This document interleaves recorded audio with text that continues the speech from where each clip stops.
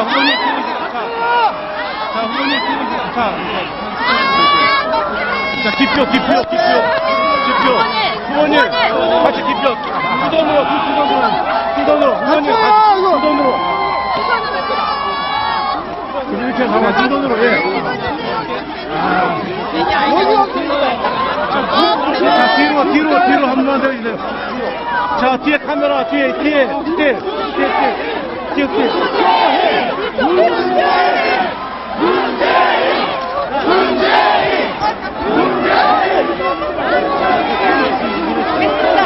이제 나가야지.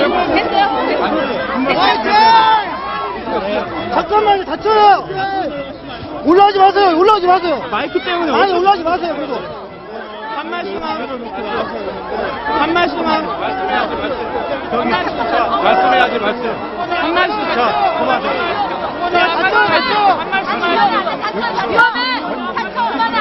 다쳐. 이제 그만해요. 아니, 그만합시다! 말씀하셔야지. 안 돼. 한 말씀하셔야지. 저기 가서 하면 아니, 저기 여기서 하면 안 돼. 여기서 하면 돼. 여기서 하면 아, 지금 여기 밀려가지고 어쩔 수가 없어요. 저 마이크 때문에. 죄송합니다. 자, 차분하게!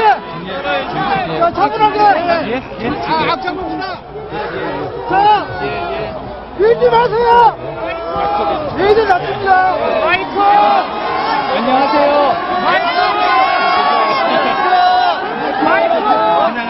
자, 조용하세요!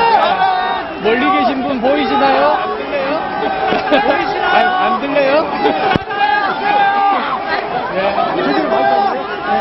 안녕하세요. 도저히 인간 마이크로는 안 되네요, 그죠? 안녕하세요, 안철수입니다.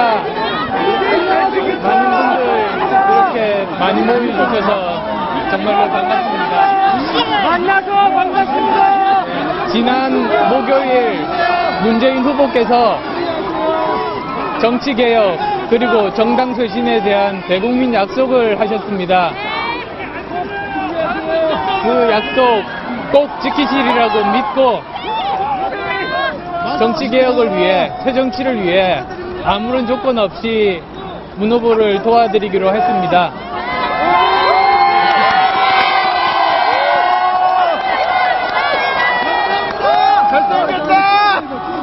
12월 19일 무슨 날이죠? 네, 투표일입니다. 투표하실 겁니까? 네, 혹시 주위에 안철수가 사퇴해서 투표 안 하겠다고 하는 분 계시면 꼭 투표해달라고 전해주실 거죠? 새로운 정치 개혁을 위해서 우리의 앞날을 결정하는 투표 꼭 참여해 주시기 부탁드립니다. 감사합니다.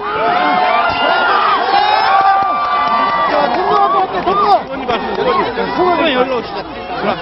일로 오셔도 봐.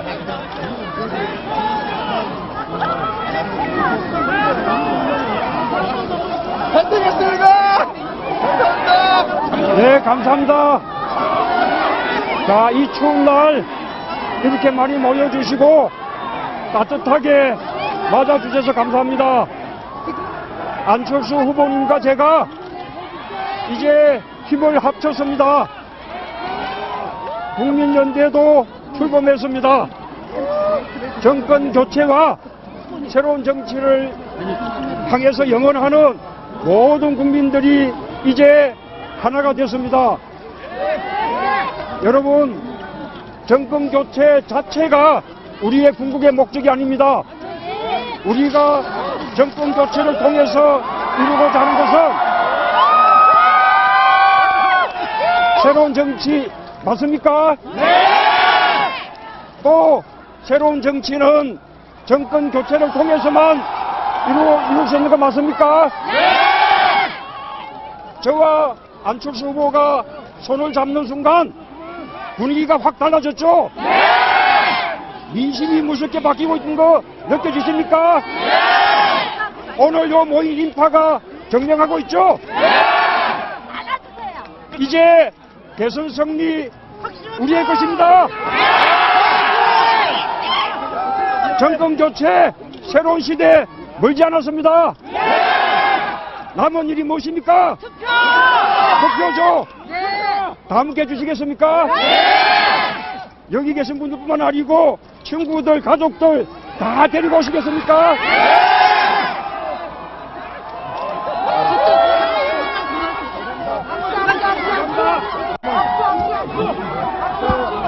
컴퓨터 치우세요.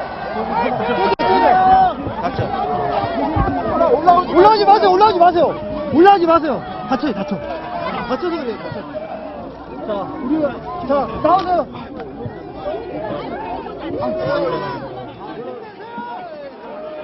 자, 다칩니다. 자, 다칩니다. 밀지 마세요.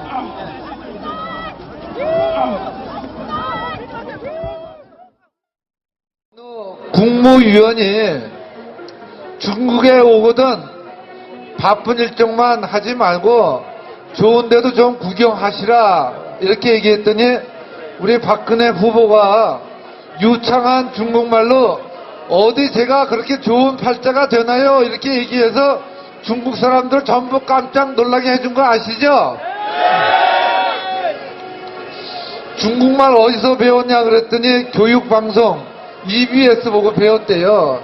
학원도 안 가고 이렇게 독학하는 게 실력 아니겠습니까? 앞으로 우리가 경제를 잘하고 외교를 잘하려면 중요한 나라가 두 나라가 있습니다. 미국과 중국이 중요한 나라죠. 우리가 앞으로 잘하려면 우리 박 후보는 영어도 잘하지만 중국어가 아주 유창하세요. 그래서 우리 박 후보가 대통령이 되면 경제, 외교 확실하게 잘 챙기지 않겠습니까?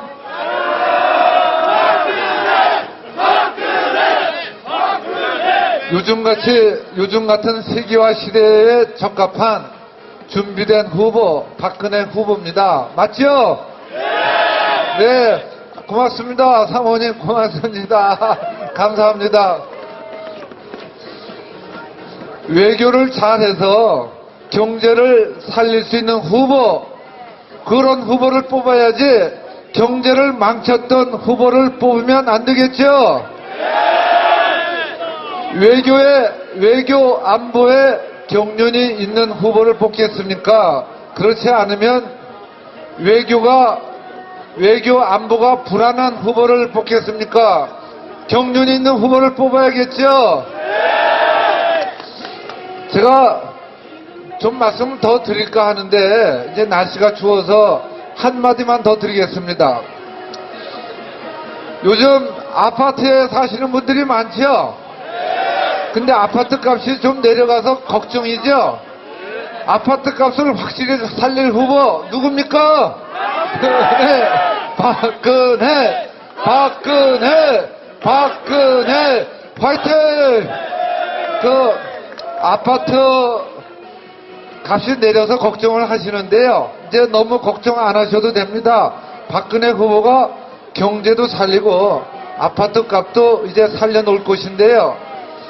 제가 그 시내 다니다가 보니까 아파트 광고가 걸려 있는데요. 이렇게 적혀 있었습니다. 2년 살아보고 마음에 들면 결정하세요. 2년 살아보고 아파트 하나를 사는데도 2년을 살아보고 결정하는 시대입니다. 5천만 대한민국 국민의 운명을 결정짓는 대통령을 뽑는데요. 준비된 사람을 뽑겠습니까? 경험이 없는 사람을 뽑겠습니까?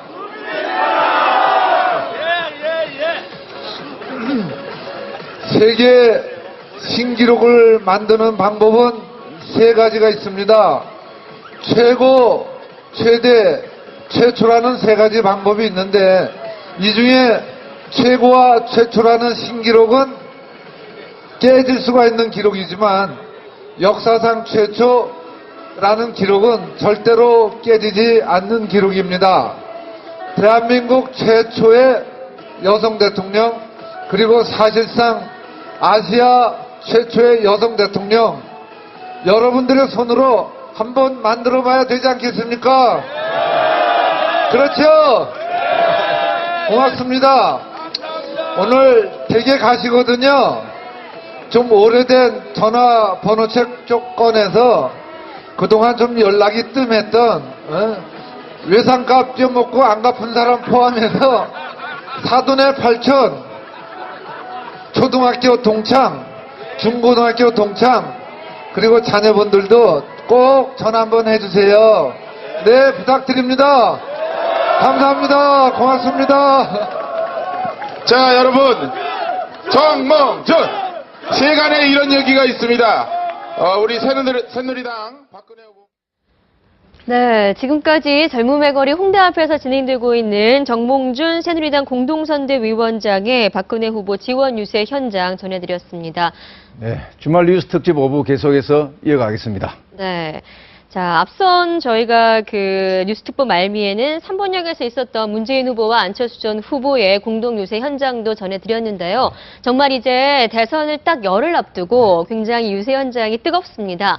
특히 어제도 뜨거웠던 광화문 대첩, 이른바 광화문 대첩이 있었는데 새누리당 박근혜 후보와 민주통합당 문재인 후보의 어제 유세전 열기와 또 내일 열릴 2차 TV토론 판세를 전망 분석해보는 시간 갖도록 하겠습니다. 네, 여기에는 이봉규 정치평론가, 네. 김경진 변호사 두 분 나오셨습니다.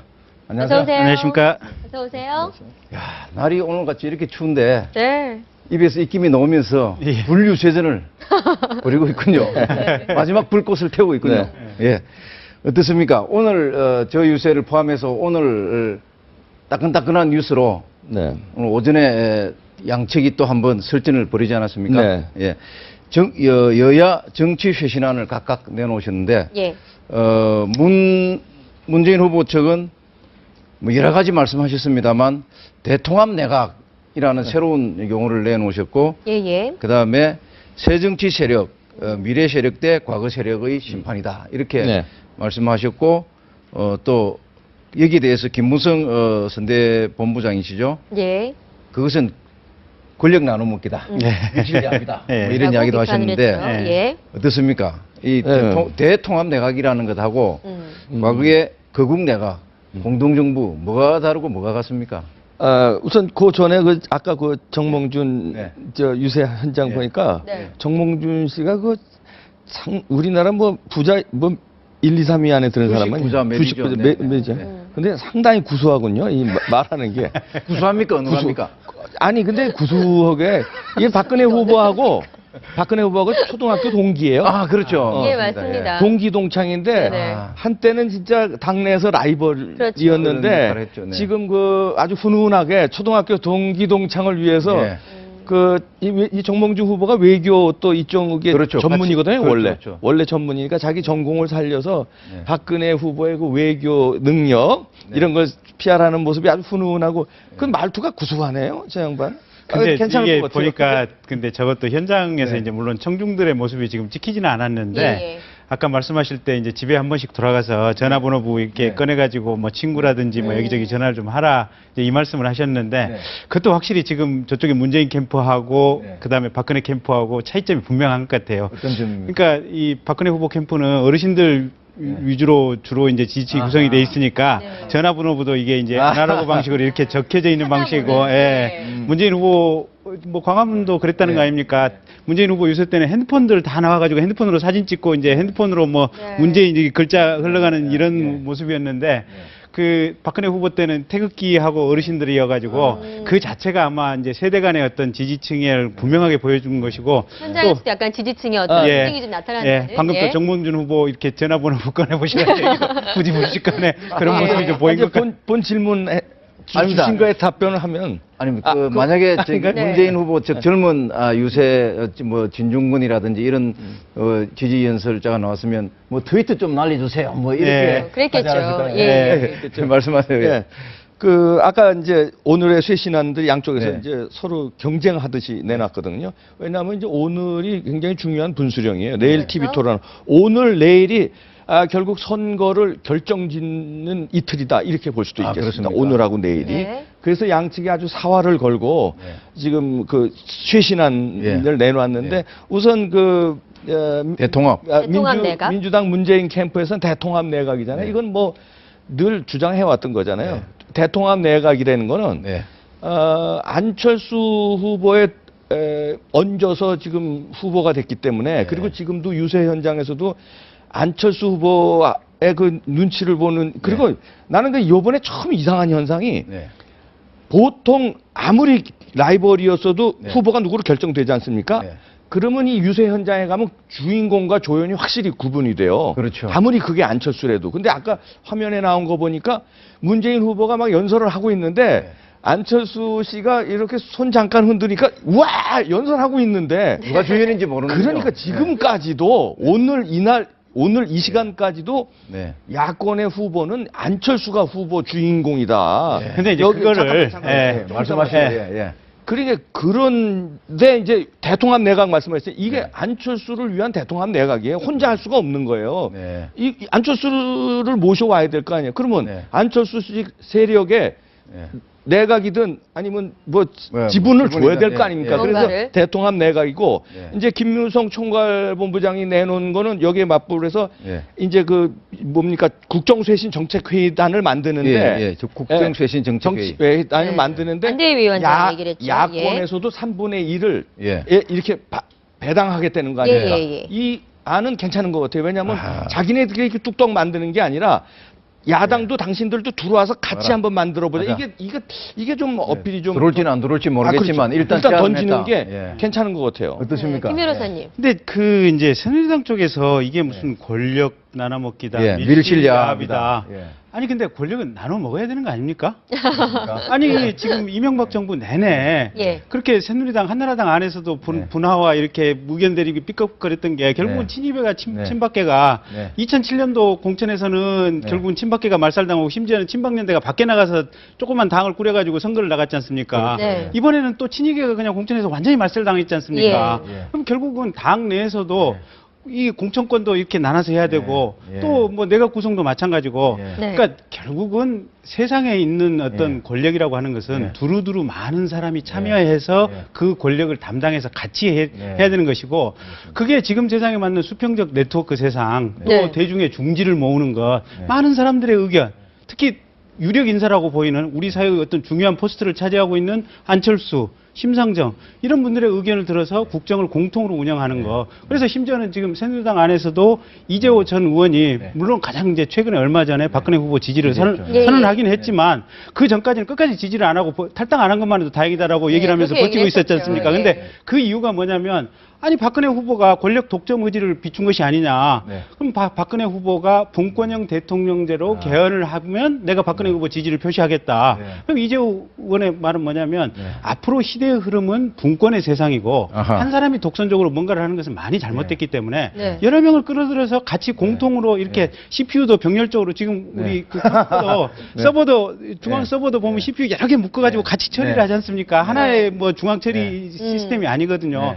그래서 시대의 흐름에 맞는 그 흐름으로 가자. 그런 얘기인 것 같고 그래서 뭐 안철수하고 권력 나눠먹기 또 심상정 불러서 권력 나눠먹기 그 나눠먹기라고 하는 것은 그 나쁜 단어 느낌을 가지고 덧칠해서 그렇지 기본적으로 공통된 어떤 가지고 이렇게 병전적으로 생각하고 수평적으로 의견을 나누는 건 아주 좋은 것이다. 그래서 심지어 박근혜 후보조차도 지금 본인이 그 대통령이 당선이 되고 나면 지금까지는 대통령이 국무총리 임명하고 대통령이 자기 마음에 맞는 사람들을 장관 했지 않습니까? 국무총리 뜻하고 상관없이. 근데 앞으로는 헌법대로 하겠다. 그래서 국무총리가 장관 후보 한 서너 명씩 추천해가지고 오면 그 중에서 내가 고르겠다. 그 다음에 뭐 장관들 인사권도 장관들이 이제 뭐 부처 뭐 사무관이나 서기관 인사권도 장관들한테 주겠다. 그거 역시 청와대 내에서 한 행정부 내에서도 권력을 나눠먹기거든요. 지금은 청와대 안에 대통령 또 인사수석 한 사람한테 집중된 권한을 두루두루 나누겠다 이런 뜻이기 때문에 아주 좋은 얘기인 것 같습니다. 나눠먹기냐 분권형이냐. 우리 저 변호사님이 지금 변호사님이라서 뭐 오늘 조심하십시오. 아이고 뭐 청산유수 아니 재판하면은 거의 백전백승이시겠어요. 아유 뭐 기병농가님도 못지 않습니다. 뭐 대단하신데 아니 지금 좋은 얘기 하셨는데 뭐냐면 권력은 나눠 먹어야 된다. 이거 굉장히 좋은 얘기예요. 그런데 왜 비판하냐면 그렇게 나왔어야지. 우리는 권력을 나눠먹기 위해서 합쳤다 이렇게 나왔어야 되는데 거짓말을 하고 그걸 숨겨서 안철수식 정치는 권력 나눠먹는 게 아니다.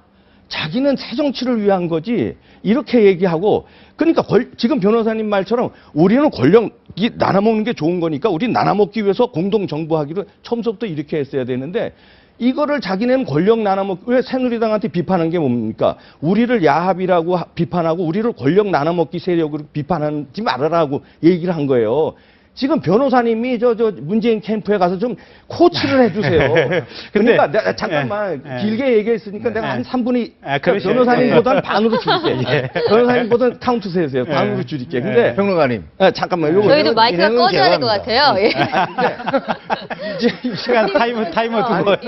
그러니까 진정성이 없다는 거예요. 권력은 나눠먹기 솔직하게 국민들한테 밝히고 공동정부로 처음부터 가게 요즘에 와서 이런 얘기를 하는 건데 들통이 다 나니까 그런 점을 지적하는 거죠. 아니 근데 이게 참 재밌는 게 이게 그 사람의 그러니까 권력을 가지고 사람의 측면에서 보면 권력 나눠먹기지만 대체로 어떤 정책은 사람에게 체화가 돼 있어요. 그러니까 지금 심지어 새누리당에서 뭐 여러 가지 뭐 이렇게 정치 쇄신한 오늘 안대희 정치쇄신위원장에서 나온 그 하는 이유가 뭐냐면 안철수 전 후보가 나와서 아주 강력하게 대한민국 사회가 정치의 효율화가 필요하고 통합적 정치, 타협의 정치, 어떤 상생의 정치가 필요하다고 쭉 얘기를 했고 그 부분에 대해서 우리 사회가 공감을 하기 때문에 지금 그런 이제 방향으로 가는 건데 대체로 사람이 어떤 자리를 나눠먹는다 이렇게 치면 권력 나눠먹기가 되지만 이 사람이 생각하고 있는 이 사람 머릿속에 어떤 체화가 돼 있는 정책을 두루두루 같이 실현한다. 어떤 팀에 같이 끼어서 그러면 특정한 정책 목표를 실현하기 위한 정책 연대가 되고 같이 연대가 되는 겁니다. 그래서 그것을 미워하는 쪽에서 새누리당 쪽에서 보면 굳이 무슨 이게 권력 나눠먹기지만 이게 문재인 후보 쪽에서 보면 이건 정책 연대고 같이 연대고 뭔가 이렇게 정치 쇄신이고 좋은 사회 방향으로 나아가자고 하기 위해서 비슷한 생각을 하는 사람들끼리 뭉치는 것이다. 연합을 하는 것이다. 그렇게 표현할 수도 있어요. 근데 새누리당이 참 말을 험하게 하는 것은 굳이 안 좋은 쪽에서만 이렇게 쫙 긁어대니까 이게 그런데 어떻습니까? 변호사님 이제 아까 조금 전에는 권력 나눠먹는 게 좋다고 말씀하시고 지금 아니 그러니까 권력을 나눠먹는 게 실은 하나의 이상을 같이 실천한다는 그러니까 말이 일관성이 있으셔야지 아까는 권력 나눠먹는 있는 얘기예요. 그게 권력 나눠먹는 게 좋다고 그래놓고 이제는 또 정책 수립 정책 같이 정책을 같이 연대라고 그렇게 하면 제가 질문을 하나 드릴게요. 질문 하나 드릴게요. 권력 나눠먹기가 좋다 나쁘다 뭐 이런 말씀하시는데 그 유럽이나 뭐 이탈리아도 그렇고 일본도 그렇고 연립 내각이라는 게 있지 않습니까? 같이 정책 연대를 하는데 연립 내각인 경우에는 권력 나눠먹기입니까? 아닙니까? 그게 좋은 거죠. 그게 좋은 겁니까? 권력 나눠먹기가 나쁘다는 게 아니야. 저는 그러니까 새누리당도 권력 나눠먹기가 필요하다라고 얘기를 해야 돼요. 새누리당 내부에서도 친이계 친박계 서로 간에 이렇게 융합해서 권력 나눠먹기 하는 게 필요하다라고 얘기를 해야 되는데 그거를 가지고 이쪽 민주당 쪽에서만 또 민주당과 안철수가 결합하는 것만 가지고 권력 나눠먹기라고 이 나쁜 쪽만 또 짝해서 페인트색을 칠하는 것은 그게 방식이나 태도가 잘못된 그런데 오늘 박근혜 후보 측으로 안대희 위원장이 나오셔가지고 국정쇄신 정책회의를 신설하겠다 하시면서 여기에는 야당 인사 3분의 1을 넣겠다라고 했거든요. 이것도 어느 정도 권력을 좀 분점하겠다, 주겠다, 뭐 이런 취지로 받아들여야 됩니까? 좋은 건데 조금 더 이제 더 나아간다면 실은 이제 이게 위원회의 성격과 권한이 어떻게 될지는 모르겠는데 그건 아직 모르죠. 근데 당장에 어떤 뭐 대통령한테 자문하고 뭔가 그냥 단순한 의견을 참고용으로 내놓는 정도 위원회라면 실질적인 의미는 전혀 없을 것이고 정말로 거국 내각을 꾸리고 국민 전체를 포용하고 싶다 이러면 아니 저 미국 같은 데서도 그러지 않습니까? 상대방 정적 뭐 선거 끝나고 나서 유능한 사람 뭐 국방부 장관 뭐 공화당 사람들 출신들 임명하고 그러지 않습니까? 그러니까 민주당이 문재인 후보가 대통령이 된다고 하더라도 국방 분야에 대해서는 새누리당이 잘할 것 같으면 새누리당 사람 불러다 국방장관 쓸 수도 있는 것이고 또 박근혜 후보가 집권한다고 하더라도 안철수 쪽 사람들 뭐 정보통신부 장관 쓸 수도 있는 것이고 이 정도는 돼야지 제대로 된 뭔가 이게 통합이 되는 것이지. 그 의견에 100% 동감 안 되니까요.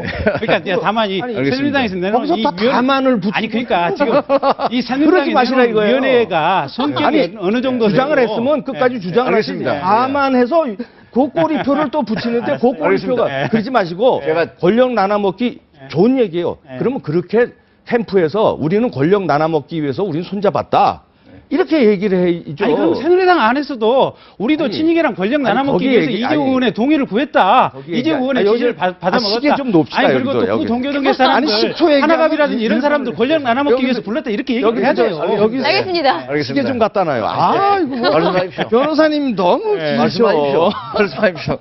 아니, 그러니까. 그 말씀하실 시간에 빨리 예, 말씀하세요. 예, 그래서, 또 다른 얘기로 가야 되겠어요. 아니, 내가 꼬리표를 잡고 아니, 제가 하나만 더 예. 질문해 할게요. 그 대통합 내각이라고 했는데 그 대통합 안에는 지금 박근혜 후보 측 내지는 현 여권 측도 포함이 될까요, 안 될까요? 대통합 안에는. 그 부분에 대해서는 지금 민주당이나 문재인 후보가 명확한 얘기를 표시하지는 않고 있는데 네.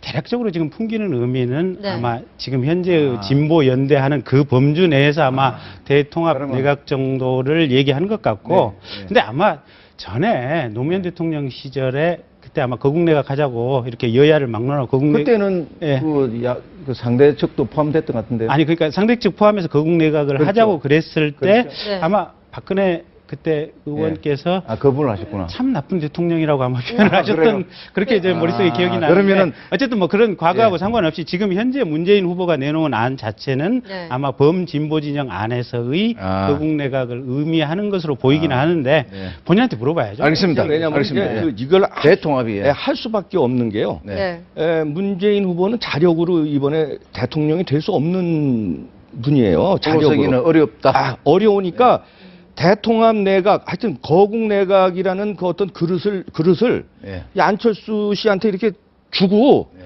전부 이거 그릇을 받아가지고 이제 말하자면 예물단지 함을 갖다 이렇게 주고 저 청혼을 하는 거예요 지금. 아하, 나 이거 아하. 거국 내각 혼자 이거 다 못하겠으니. 드릴 테니 예. 다 드릴 테니 나 좀 도와주시오. 근데 네. 지금도 오늘은 그래서 어저께 지적을 받았는지 어저께 네. 빨간 마우라 그랬더라고요. 예, 이건 예. 뭐냐면 예. 유세 현장에서. 유세 네. 현장 도와주긴 도와주는데 네. 아리까리하게 도와주는 새누리당 애매모호하게. 아니 새누리당 마우라를 다 가고 네. 자 요번에 네. 확실하게 문재인 후보가 이기게 하지 마시고 숨은 네. 뜻은 네. 살짝만 지게 해서 결국 새 정치는 나를 통해서 실현하게 해달라. 아하. 어제까지 저 문재인 후보 지지해달라는 얘기 한 번밖에 안 했어요. 어저께 예. 유세 그렇게 다니면서. 그런 근데 아르고의 마음이 지금 안철수 오늘은- 후보의 목도리에 들어가 있다는 목도리에. 그런데 그 목도리 그거를 지적을 받았나 봐요. 그러니까 오늘은 또 하얀 거 하얀색. 비슷한 거 했더라고요. 베이지색 아, 오늘 그러면 오늘 목도리를 바꾸려면 네. 문재인 후보와 똑같은 이 노란색. 녹색이나 녹색, 노란색을 노란색. 해야지. 네. 어제 빨간 거 했다가 지적받으니까 그래도 난 녹색 못 하겠다 이거야. 예.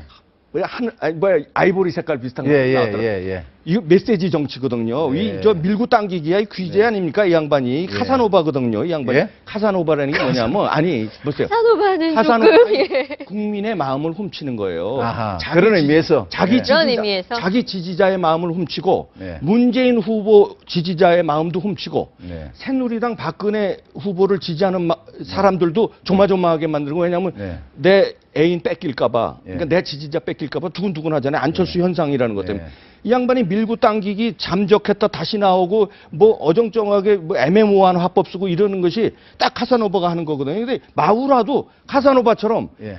딱 화끈하게 문재인 후보 색깔 마우라 안 하잖아요. 어제 오늘. 네. 이런 게 나를 통해서 새 정치 그리고 계속 사인하고 다닌다는 거 아닙니까? 예. 안철수라고. 예. 안철수라고 사인하는 건 뭐냐 하면 예. 자 투표 용지에 찍을 때 예. 안철수라고 써라.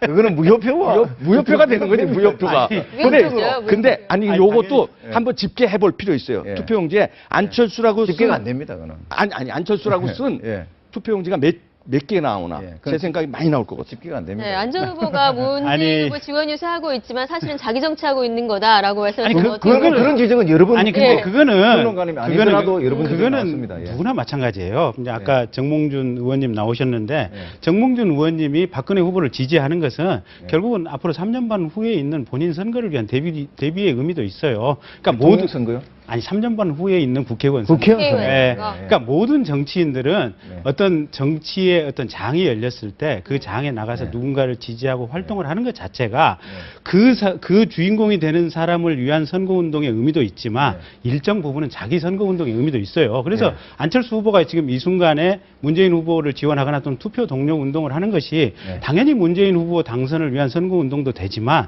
겸해서 겸해서 본인의 선거운동도 의미도 충분히 있어요. 아하. 근데 이제 참 우리 이봉규 평론가님께서 정말로 상상력이 풍부하신 게 제가 볼 때는 소설 가셔도 되겠어요.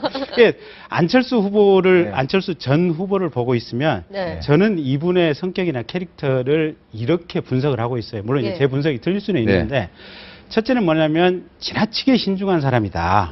그래서 이제 어떤 사람 같은 경우는 쓱 한번 보고 저 같은 경우는 그냥 쓱 한번 보고 바로 결정을 해버리거든요. 근데 이분은 계획표, 도상 계획표 쓰고 도상 계획표가 맞는지 하나씩 체크를 해보고 그다음에 다른 사람 참모를 불러서 이게 맞는지 체크를 한번 시켜보고 최종적으로 자기 한번 다시 점검을 하고 이렇게 해서 의사결정을 하는 스타일로 보여요. 생각이 많다. 생각이 많아요. 그래서 아니 오죽했으면 사람들이 안철수가 도대체 선거에 나오냐 안 나오냐. 아니 그 애를 한 2달 이상 태웠지 않습니까? 그리고 뭐 단일화를 하느냐 마느냐 10월 말에 뭐 단일화를 안 하겠다는 것은 아니고 우리 공약이 11월 10일에 나오는데 그때도 얼마나 그 안철수 지지자의 한 70%가 단일화해서 하나로 가자라는 쪽 아니었습니까? 근데 그 70%가 그때부터 조금 안철수한테 흔들리기 시작했다는 거 아닙니까? 이 양반이 단일화를 하겠다는 거야 말하겠다는. 근데 그렇게 신중한 사람이고 또 한 가지는 굉장히 어떤 기성 정치인에 비해서 동작의 폭이 적으신 사람 같아요. 그러니까 좀 뭐랄까 지난번에 박원순 시장 선거 때 우리 같으면 나가서 박원순 시장 당선돼야 됩니다. 이분이야말로 정말 준비된 시장감입니다. 마이크 잡고 큰 소리를 쳤을 텐데 그냥 편지 하나 써가지고 가서 박원순 시장. 근데 이게 편지를 써서 지지의 의사표시를 피력한다고 하는 것은 보통의 일반적인 패턴의 정치인들하고 많이 다른 거거든요. 그렇다고 보면 안철수 후보는 굉장히 꼼꼼하기 때문에 의사결정에 시간이 오래 걸리고 동시에 성격이 샤이하고 기성 정치인에서 봤던 어떤 오버 액션들 이런 것들이 오버 액션이 아니라 정말 축소된 액션도 그걸 가지고 본인 마음속에 어떤 진심이라고 생각하고 활동을 하시는 분 같아요. 그래서 저분이 나가서 저 정도 말씀하시는 것만 가지고도 문재인 후보에 대한 본인 마음의 150%를 표현한 것 같다. 그렇게 되고 그런 것 때문에 어떤 보면 젊은 사람들 저렇게 나와서 지금 열광하고 그러지 않습니까? 그러니까 우리가 동작 크고 과장되고 뻥심한 정치인들만 보다가 저렇게 소심하고 조용조용하고 말도 애껴서 하지만 그럼에도 불구하고 전 국민의 30%가 안철수에게 열광을 하면서 당신이 미래 대통령이 돼야 되겠다 이렇게 얘기를 하는 거 아니겠습니까? 그래서 그런 안철수라고 하는 개인 특성을 좀 봐가면서 생각을 하셔야 될 것 같습니다. 아낌없이 준다. 라고 이야기했는데. 그 전에요. 앵커 두 분께서 지금 운영의 묘를 정말 너무 길어. 아니 사인 어디 해달라. 아니 사인 요청 받으시지 않으세요? 아니 왜냐면 영화배우 유해진 씨하고 좀 닮으셨어요. 김혜수 씨하고 왜 가끔 스캔들이 이랬죠. 아니 진짜 닮았어 진짜. 저도 닮았습니다. 아니 근데 스캔들 한번 나오시. 그 양반은 재미는 길지가 않는데 웃고 지나가는 이야기로 나는 그래서 반론을 하려고 반론을 하려고 생각했다가 또 다른 말씀 오셔. 그래서 감사 그래서 내가 놓쳐요 자꾸 하도 이 얘기 저 얘기 너무 많이 하시니까. 할 이야기가 너무 많습니다. 먼저 제가 그러면은 무슨 질문? 계속 드릴게요. 아니야 괜찮아요. 하나만 하고 얼른 또 남기세요. 저 양반 오늘 단독 쇼 하라고. 광화문 대첩 이야기 합시다. 넘어가시죠. 너무 이야기하니까. 어제 지지자 지원 유세자들 어떻게 보셨습니까? 어제 그 지원 이제 광화문 대첩에 방불케 요즘 옛날 선거는 하기야 뭐 DJ YS 때는 100만 명씩 100만 명씩 그랬잖아요. 그건 그 시대고 왜냐하면 지금은 뭐 휴대폰으로도 텔레비로 다 그냥 SNS로 영상을 다 볼 수 있잖아요. 그러니까 꼭 현장에 안 나와도 이제 참여하는 거나 마찬가지. 그래서 뭐 한 15,000명 모였다고 그래요. 경찰 추산 12,000명, 11,000명 그리고 본인들 추산은 2만 명, 3만 명. 항상 다르네. 제가 어저께 두 군데 다 중계 방송을 제가 했거든요. 그 화면을 보면서. 근데 박근혜 후보 측 그 모인 군중이 더 조금 많았어요. 눈에 보이고 화면에. 경찰 추산도 조금 많습니다. 또 많고 그러니까 그런 걸 봐서는 이 박근혜의 이 효과라는 게요. 이제 유세 현장에 이제 가보시면 알지만요. 아줌마들은 막 눈물도 흘립니다. 박근혜 후보를 보는 순간 막 그냥 그 열광해서 그 무슨 스타 소녀시대 보면 열광하듯이 열광을 해요. 그러니까 저쪽은 안철수가 나타나야 이제 열광을 하고 문재인 혼자는 그렇게 그 열광을 못 받는 것 같아요. 꽤 열광하는 것 같은데. 아니 그 정도는 광화문 대첩에서 지지자들 앞에 그 노란 옷들 다 깔아놓고서는 그 정도 열광 안 하면 어떡합니까? 근데 어저께 키 포인트는 둘 다 교체를 얘기했어요. 교체. 근데 교체를 얘기했는데 문재인 후보는 정권 교체. 정권 교체. 이거 교체해야 된다. 네. 그리고 이쪽은 뭐냐면 박근혜 캠프는 정치 교체, 시대 교체. 이건 정권 교체보다 상위 개념이에요. 네. 정권 교체라는 건 이제 막말로 이명박에서 뭐 지금 문재인으로 넘어가든 이명박에서 박근혜로 넘어가는 거 아니에요? 정치 교체라는 이건 안철수식 정치로 말하자면 새 정치로 이 낡은 정치판을 갈아엎자는 거거든요. 대정치다 이렇게 그렇죠. 얘기하겠죠. 그러니까 네. 그거를 야당이 썼어야 되는 키워드를 박근혜 후보가 쓴 거는 뭐냐면 자신감이에요. 내가 정치 교체나 이런 새 정치 얘기하는데 입으로 얘기하는 게 아니라 나는 평생 몸으로 보여준 거다. 약속과 신뢰의 정치로 이런 자신감에서 그걸 던졌다고 보고 그 다음에 중요한 게 어저께는 그 유세가 광화문 유세에서 문재인 캠프는 정치 유세했어요.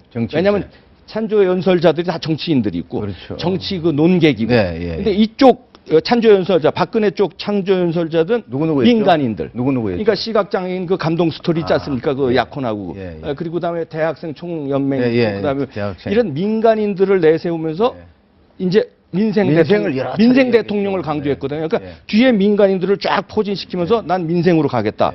이게 좀 그러니까 테마가 있잖아요. 근데 문재인 후보도 테마가 있죠. 정치인들 쫙 내세우고 정권 교체하겠다. 그러니까 그 테마에서는 박근혜 후보가 조금 이겼다. 알겠습니다.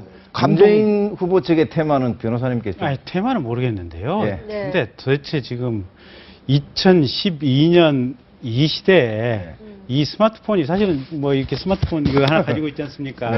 이게 1960년대 기준으로 하면 슈퍼컴퓨터 미국 국방성에 쓰던 슈퍼컴퓨터보다 더 강렬한 지금 그런데 도대체 이런 시대에 저렇게 뭐 유세차 모여가지고 이 대통령 선거라고 하는 어떻게 보면 지적 선택의 장에서 율동을 하고 하는 것 자체가 굉장히 구태한 것 같아요. 그런데 미국 같은 경우 보도 타운홀 미팅이니 뭐 그 큰 홀에서 오바마 롬니도 같이 하고 뭐 조금 뭐랄까 이렇게 정책을 비교하는 토론회를 자꾸 연다든지 이런 건 의미가 있는데 자기 편 지지자들을 모여서 한 장소에서 굳이 율동하고 노래하고 뭐 이렇게 큰 소리로 소리 지르고 무슨 정확한 비교의 대척점이 나오는 것도 아니고 아유 오죽했으면 그래서 저거 박근혜 후보가 이렇게 촘촘하게 정말 무슨 그물망 유세를 지역에 한다고 하다가 그 유세 시간에 쫓겨가지고 보좌관 뭐 사망사고 나지 않았습니까? 과속 시속 160km 쫓아가다가 아니 그렇게 구태로 인해서 이런 어떤 가장 가까운 사람까지 일어놓고도 저렇게 똑같은 구태 정치를 반복한다. 안철수 후보가 그랬지 않습니까? 반값 선거운동 가능하다. 반값 선거운동 중에 저거 지금 유세차 임대 렌트 비용만 해서 70억이라는 거거든요. 그러면 두 캠프에 지금 140억이 지금 저 LED 차량 국가 세금이 제가 낸 세금이 저 지금 LED 차량으로 돌아가는 건데 차라리 이 채널에 이 나와가지고 두 분이 뭐 1대1로 토론하면 이거 사실 저 출연료 15만 원인가 받지 않습니까? 아니 1시간 출연 그런데 정말로 뭐 70억 쓸 게 아니고 정말 10만 원, 20만 원 쓰기만 하면은 비싼 값에 해결하면서 국민들이 어떤 두 후보 진영의 정책 차이, 두 후보의 인품 차이, 또 문제되는 거에 대한 어떤 돌발 질문에 대해서 순발력있게 답변하는 것들. 변호사님 말씀은 어느 특정 후보보다는 유세 방식에 대해서 지금 유세 방식에 대해서 기본적인 건데 후보다. 특히 박근혜 후보 같은 경우 보면 촘촘한 그물망 유세라고 해갖고 전국을 쫓아다니면서 결국은 이 가까운 보좌관이 사고까지 났음에도 불구하고 그걸 반성하지 않고 계속해서 반복해서 한다. 여전히 뭔가 말로는 새 정치를 주장하시지만 실제 구체적인 행동에 있어서는 새 정치에 대한 어떤 실천 의지가 참 많이 부족해 보인다. 사고를 잠깐만요. 저 고인인데 돌아가신 분인데 선거 그걸 비판하고 아니 그 행태를 얘기하는 것이 고인에 대한 얘기는 하나도 없어요. 돌아가신 분에 대한 예의도 아니고 이건 선거운동 방식에 대한 비판을 하는 거지 고인에 대한 얘기는 하나도 없습니다. 그 얘기 엉뚱하게 결부시키지 마세요. 자제하실 건 좀 알겠습니다. 알겠습니다. 그 선거운동 아날로그식 유세 방식은 시대에 맞지 않다 이런 말씀이시고 거기에도 반론하면 반론하시면 이제 왜 하냐면요. 자 그러면은 이거하고 똑같아요. 스타들이 콘서트 하는 거하고 똑같아요. 텔레비에서만 노래하지 라디오로 듣기만 하면 되지. 왜냐하면 스타들을 보고 싶고 하고 피부로 맞추고 하고 싶거든요. 이게 달라요. 텔레비로 보는 거하고 그다음에 이 휴대폰으로 보는 거하고 앞에서 직접 보는 거 그다음에 그 느낌. 그래서 시대가 아무리 바뀌어도 유세라는 건 필요해요. 그런데 네. 그리고 유세를 했기 때문에 텔레비로 또 중계를 하니까 유세장에 안 간 사람도 볼 수 있는 거고. 알겠습니다. 스킨십. 아니 근데 그렇다고 해서 필요합니다. 대통령이 무슨 예. 가수왕 뽑는 것도 아니고 아니 알겠습니다. 테너 뭐 1등 예. 뽑는 것도 아니지 알겠습니다. 않습니까? 무슨 말씀인지 알겠습니다. 미래 좀 벗어난 것 지적 같아서. 영적 예. 효자를 뽑는 과정이지. 국민들하고 국민들하고 피부를 많이 맞춰야죠. 텔레비에 나와서 얘기 자분자분하는 거 알겠습니다. 충분히 무슨 소통되고 말씀- 대화됩니다. 알겠습니다. 이거는 잘 듣습니다. 결론이 안 나는 이야기고요. 예. 네. 그럼 TV 토론에 대해서 주제를 조금 바꿔보죠. 이제 광화문 유세까지만 가지고 1시간 내내 이야기할 수 있는 거 아닙니까? 네, 저희 이제 15분 남아서. 그건 네. 지나간 일이고 네. 이제 앞으로 내일 다음에 모레가 저 특집으로 유해진 씨. 김혜수 씨하고 같이 하게 해주세요. 김혜수 씨랑 알겠습니다. 알겠습니다. 다음에 예. 저 특집으로 한번 해서. 다음 특집 토론이 1대1 안 맞짱 됐죠. 토론. 아니, 맞짱 맙시다. 토론이 아니라 그냥 단독 콘서트. 알겠습니다. 예. 알겠습니다. 예. 그거는 제가 알아서 하겠고요. 예. TV 토론 2차 토론이 아주 중요하지 않습니까? 중요하죠. 마지막 그 지지율 발표 전이고 그래서 이번에는 어떻습니까? 박문 두 후보가 어떤 기조로 놓으시겠습니까? 이거 굉장히 이번에 아주 치열한 난타전이 될 것 같아요. 왜냐하면 1차 토론 때 그 결과들이 쫙 나왔잖아요. 그렇죠. 그러면 문재인 후보도 그때 당했거든요. 네. 사실은 문재인 후보는 이제 자기 같은 편이 있었잖아요. 이정희라는 후보가. 그래서 저기 박근혜 후보한테 공격하면서 어떻게 공격하냐면 네거티브 안 한다고 안철수 씨한테 약속을 했기 때문에 이정희 후보, 박근혜 후보 저 생각 어떻게 생각하세요? 그러면 이정희 후보가 막 공격하고 이정희 후보, 이명박 정권 어떻게 생각합니까? 이정희 후보가 막 이렇게 공격을 했거든요. 약간 좀 치졸하게 쓰리쿠션으로. 그랬는데 결과는 어땠습니까? 문재인 후보가 못했다.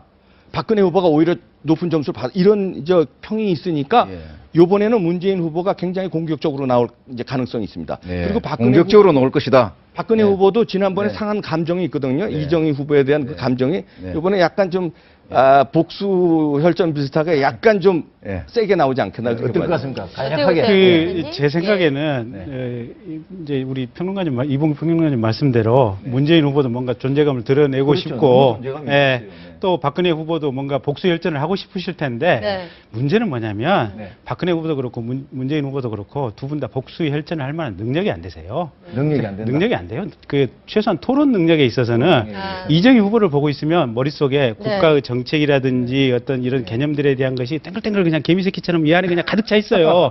그래서 어떤 내용이 나오든지 간에 팍팍 받아치고 어떤 내용이든지 말할 수 있는 능력과 자질이 충분한데 박근혜 후보나 이 문재인 후보 같은 경우는 이렇게 일단 토론에 익숙치 않고 내용도 그렇게 많이 안 들어있으셔요. 이런 평가에 대해서는 어떻게 생각하십니까? 두 분 다 준비된 대통령 후보라고 얘기하는데 제가 볼 때는 최소한 토론에 있어서 또 국정 아젠다에 관한 지식, 물론 우리가 대통령을 뽑을 때 지식이나 뭐 어떤 뭐 이런 걸 보는 건 아니고 또 뭐 실행력이라든지 사람에 대한 사랑, 뭐 어떤 영적 지도력 여러 가지를 보지만 최소한 그 지식, 국정에 대한 아젠다에 대한 지식이 입력돼 있는 부분에 있어서만은 이정희 후보에 비해서 문재인 또 박근혜 두 분이 많이 부족하다. 그래서 결국은 토론에서 받아칠 만한 능력은 두 분 다 없다. 이런 평가에 대해서는 어떻습니까? 이정희 후보는 크게 잃을 게 없다. 이 토론에서. 그래서 잃을 게 없다. 뭐 그런 어째 보면 좀 막가파식으로 막 간다. 막 가서 내가 좀 안티가 많이 생기더라도 나는 어차피 데리려고 나온 사람이 아니니까 막 가는 거고. 이 두 후보는 자칫 말을 하면 쉽게 말하면 자기 집토끼도 지금 잃을 판이니까 그럴 수도 있어요. 그건 조심조심 이야기하는 것이지 국정 능력이나 비서실장까지 하신 분이고 국회의원을 몇 선을 하신 분인데 머릿속에서 정치에 대한 안목이 이정희보다 부족하다라고 하는 건 조금 동의하기 어렵지 않습니까? 근데 이제 깊이 있는 어떤 안목은 두 분이 분명히 가지고 있으실 수는 있는데 이것을 언어화시켜서 표현할 수 있는 능력에 있어서만은 최소한 두 분 다 많이 부족하다. 또 불과에 있어서 이런 얘기 있거든요. 아니 좌보기에서 30년 앉아 있었다고 하더라도 아니 뭐 1년 갓 출가한 어떤 뭐 시자 스님이 1년 동안 똑바로 수행했는 것보다 30년 앉아 있는 스님이 훨씬 도력이 떨어질 수도 있다라고 얘기를 하거든요. 그래서 오래 출가를 오래 수행을 했다 그래서 이분이 뭐 고승이라고 할 수 없는 것처럼 오래 정치 생활을 했다 그래서 그 정치 생활의 과정이 허투루 했다면 사실은 이분들이 무슨 그러면은 변호사님 의견을 들어보니까 이분 2차 토론에서도 역시 이정희 변수가 가장 그렇죠. 것이다. 이정희 이정희 후보가 후보는 계속 단독적으로 나올까요? 독보적으로 어떤 뭐 아젠다라든지 여러 가지 설명하는 능력을 더 보일 것이고 네. 나머지 두 분은 이정희 후보에 비해서는 많이 떨어질 것이다. 어떻습니까? 예. 저는 김 변호사님 의견에 동의하지 않는데요. 예. 토론을 잘하는 거는요.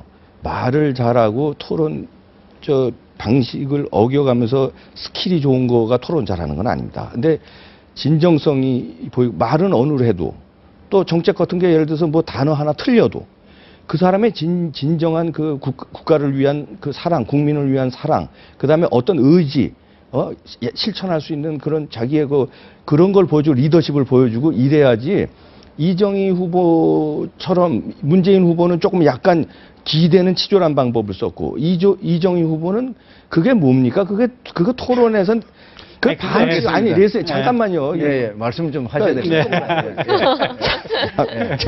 단독 마음이 콘서트 급하십니다. 아니, 예. 저분은 단독 콘서트 해야 돼.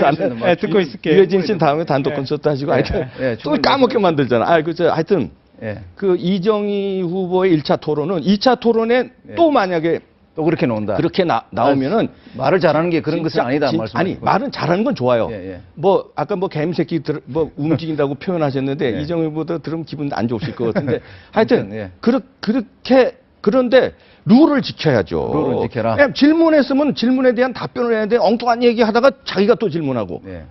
그러니까 만약에 경기를 하면 예. 경기 룰에 맞게 열심히 예. 똑똑하게 하는 건 좋아. 예. 똑똑한 걸 잘못 똑똑한 데 쓰니까 예. 그거 원래 똑똑한 사람이 반칙하거나 범죄 저지르면 더 무섭습니다. 그러니까 룰을 2차 토론에서는 제발 사실 거기 낄 자리도 아니잖아요. 자기가 양심이 있어야지 뻔뻔스럽게 거기 꼈으면 그 법적으로 낄 수 있는 자리입니다. 예. 아니 그래도 그거 이제 아니잖아요. 그러면 자기가 어쨌든 그러면 선거법상 낄수 점잖게 하든지 예. 자기가 그냥 지금 낄 자리 아닌데 꼈으면 양심상 해야 되는데 그걸 자기가 그냥 온갖 반칙 다 써가면서 누굴 떨어뜨리게 나왔다 이러고선 또 됐습니다 됐고요 그리고 막 자기는 답변도 안 하고 이렇게 엉망진창으로 코미디로 만들어 놓고 아니 그건 개그쇼예요. 그건 대선 토론이 아니라 부족했다라는 지적은 많이 예의나마나 그 사람 원래 그런 사람입니다. 아니 국회의원 된 것도 다 반칙으로 된 거 아닙니까? 알겠습니다. 여론 조작하고 다 이렇게 알겠습니다. 저한테도 한마디 할 수 예, 있게. 예. 변호사님 그런데 네. TV 대선 TV 토론이란 말이죠. 뭐 심야 토론 오늘 같은 이런 토론도 아니고 그 토론은 결국 토론을 잘했나 말을 잘했냐 못했냐는 지지율이 올라가느냐 내려가느냐 그 결과 아니겠습니까? 그렇죠. 예, 그 목적을 위해서 토론을 하는 것인데 그런 목적상 보더라도 잘했다고 이렇게. 그러니까 그런 목적에서 보면 토론 이후에 보면 보수층은 오히려 결집해서 박근혜 후보가 한 1, 2% 더 올라갔거든요. 그러니까 그 관점에서만 보면 이정희 후보가 말 잘하고 뭐 이렇게 쫙 긁고 이런 것들이 결과적으로 어떻게 보면 새누리당을 도와주는 꼴이 됐어요. 근데 그럼에도 불구하고 사실은 한국 사회에서 이정희 후보가 말한 내용이 사실과 팩트와 다른 얘기는 없거든요. 그러니까 정작 TV 토론이 끝난 후 민주당하고 새누리당 간에는 TV 토론에서 나왔던 발언을 가지고 서로 지금 고소 고발전이 지금 몇 건이 있거든요. 그렇죠. 예, 그렇습니다. 예. 근데 정작 새누리당에서는 이정희 후보에 대해서 한 건도 고소를 못했어요.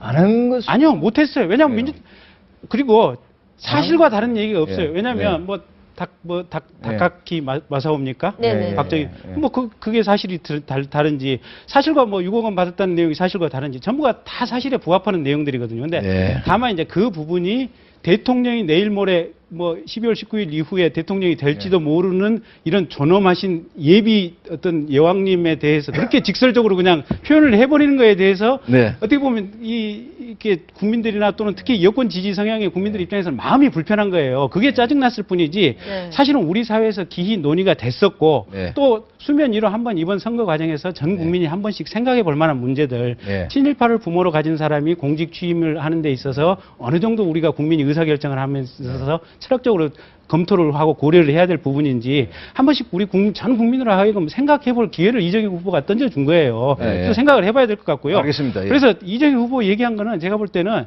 전 국민에게 정말 필요한 일을 했다. 그리고 내용 자체는 틀린 거 없다. 그리고 방식이 반칙이라 그랬는데 그럼 방식이 반칙이면 서로 간에 문답 할 수 있게 선거방송위원회에서 그 절차 자체를 고쳐야 돼요. 그게 잘못돼 있으니까 지금 그런 식의 것이 나오는 거예요.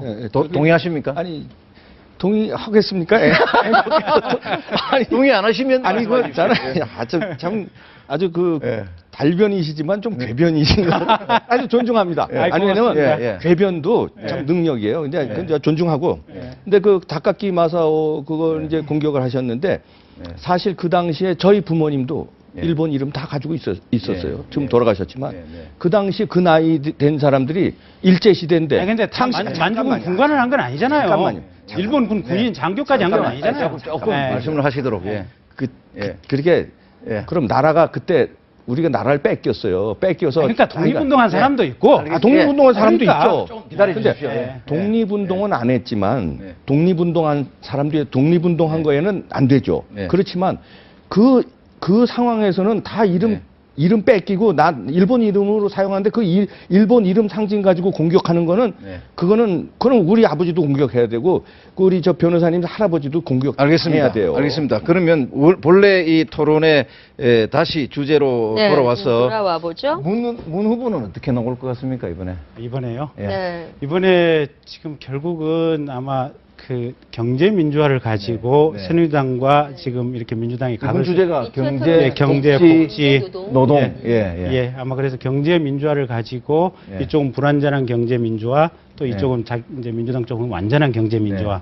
그다음에 이제 일자리 같은 경우도 일자리를 정말로 이렇게 중시하는 또 복지 같은 경우도 이쪽에는 보편적 복지, 제한적 선별적 복지 아마 이런 각을 가지고 나올 것 같고 이정희 후보 같은 경우는 이제 최저임금제라든지 또 비정규직 문제 대부분 뭐 현대자동차 같은 경우 지금 파견 근무 근로자들에 대해서 뭐 파견법 위반이고 정규직으로 채용하라고 하는 대부분 판례가 났음에도 불구하고 현대자동차에서 그거 무시하고 지금 뭐 법을 안 지킨다는 거 아니겠습니까?